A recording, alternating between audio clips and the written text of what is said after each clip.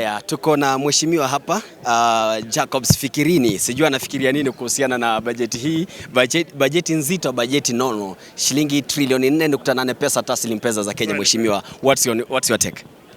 Tunaongea Kiswahili au Kizungu? Kiswahili mheshimiwa. Kwanza kabisa nataka nichukue fursa hii niwashukuru kwa kuja pia. Nafikiri kuna umuhimu mkubwa wa watu kupata habari. Pili, mimi nataka kwanza kabisa nishukuru sana waziri kwa kuchukua muda na kujieleza kwa fasaha, kwa utaratibu.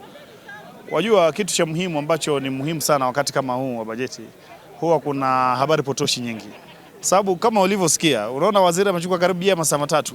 Inamaanisha yeye amewasilisha kwa wabunge ambao wanaofahamu tayari. Lakini inamaanisha kwa mwananchi wa kawaida atahitaji muda mwingi sana kuielewa. Ndio maana mara nyingi watu wabaya huingia katikati wakatafuta maneno kidogo kidogo potoshi, lakini umesikia waziri kila ambacho amesema kwa ufafanuzi ambao umefafanua kila hoja. Kwa hivyo kwanza nataka nimshukuru kwa sababu wale ambao walikuwa wanategemea kwamba vijana watapotoshwa na habari kama hizi ndio watumike kufanya vitu vingine, nafikiri sasa wamekosa wateja. Pili, nimshukuru waziri kwa sababu kila sekta imepata kuangaziwa, lakini zaidi mimi niangazie sekta ya vijana. Sekta ya vijana imepata migao mingi kupitia whole of government approach. Kuna ile imekuja moja kwa moja kwa sekta ya vijana 112 billion kwa sekta ya vijana na sekta ya jinsia, ambayo inakuja kusaidia wale vijana wa NYS, vijana kupata nyota, vijana upande wa uchumi bunifu na masuala ya jinsia. Lakini pia vile vile ukiangalia katika idara tofauti tofauti kama kwa mfano KJET project ambayo iko katika industrialization na MSME ya kusaidia vijana.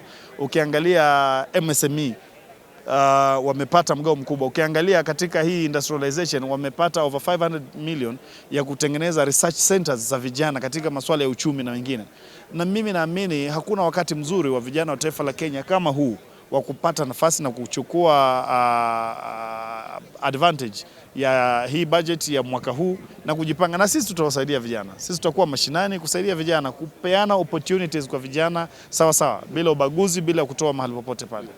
Mheshimiwa, umezungumza kwa ufasaha sana na umeondokea kuwa moja kati ya vijana ambao wameibukia haswa katika ulingo wa kisiasa katika siku za hivi karibuni. Umetajwa sana, ulikuwa Fikirini wa nazungumzia ukanda wa Pwani, lakini sasa Fikirini unapomsikia, unatembea Kenya unamsikia Fikirini. Na hii bajeti vile vile imetengewa hawa vijana. Wewe mwenyewe jinsi ambavyo umezungumza, vijana hawa wanaenda kuangaziwa katika bajeti hii, fedha zitawafikia mfukoni, watapata tija, angalau waanzishe biashara na shughuli za hapa na pale. Mheshimiwa, uko katika nafasi gani ya kuangalia, labda unatembea Kenya nzima na kuwahimiza vijana kufanya kile ambacho kinawafaa? Okay. Ujue kwamba mimi Pwani ni chimbuko langu. Lakini ujue hata kabla ya kutaja utayari wangu wa kuzunguka taifa hili la Kenya, ufahamu kwamba mimi nimekuwa kiongozi wa chuo kikuu cha Masai Mara hakiko Pwani. Nimekuwa kiongozi wa chuo kikuu cha Pwani ambayo bado ni chuo cha kitaifa. Nimekuwa kiongozi wa vyuo vyote vya taifa la Kenya. Kwa hivyo nimekuwa na uzoefu wa kutembea Kenya tokea mwanzo.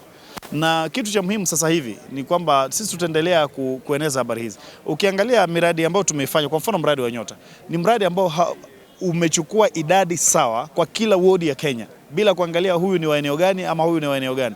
Kwa mfano ukiangalia wiki ijayo, mbali na Our Oceans Conference ambayo itakuwa Mombasa, hiyo wiki nzima nitakuwa kanda ya Rift Valley. Nitaanza Pokot, nikuja Baringo, alafu nimalizie na Uasin Gishu. Wiki iliyopita nilikuwa Uriri. Na nyingine bado tutazidi kuendelea. Ile nyingine tulikuwa Wajia. Kwa hivyo usio na wasiwasi na swala la kuzunguka taifa la Kenya. Sisi tumejikita katika kuhakikisha kwamba hii motivation ambayo nilipata ya kupata nafasi nikiwa kijana zaidi inaendelea kukumbatiwa pia na Wakenya wengine na vijana wengine ambao wataona umuhimu wa kuendelea kujikakamua ili siku moja kabla jua kutua pia nao wafike mahali kama ambao tumefika. Kwa hivyo naahidi kwamba kaunti hizi 47 umejiandaa na uko tayari kabisa kutembea kuwahimiza vijana, kuzungumza na wao, kuwapatia ushauri na nasaha, wajikite katika masuala ambayo yanawajenga. Ufahamu kwamba mwaka mmoja sasa tokea niwe PS tayari mimi nimetembea kaunti hizi zote. Kwa hivyo sio na wasiwasi na hili. Ni swala ambalo tayari nimelifanya kwa chini ya mwaka mmoja na hakuna sababu ya kushindwa kulifanya kwa kipindi ambacho Mwenyezi Mungu ametusaidia tena kupata uhai. Mheshimiwa, jitambulishe pale kwenye kamera hii, majina yako kamili. Majina yangu kamili Fikirini Jacobs Katoi Kahindi. Katibu wa idara ya vijana na uchumi bunifu kwenye Wizara ya Vijana, Uchumi Bunifu na Michezo katika serikali ya taifa la Kenya inayoongozwa na Mheshimiwa Rais Dr. William Ruto. Mwaka 42 ama 32? Tuombe Mungu inshallah. Asante sana mheshimiwa. Okay, huyu ni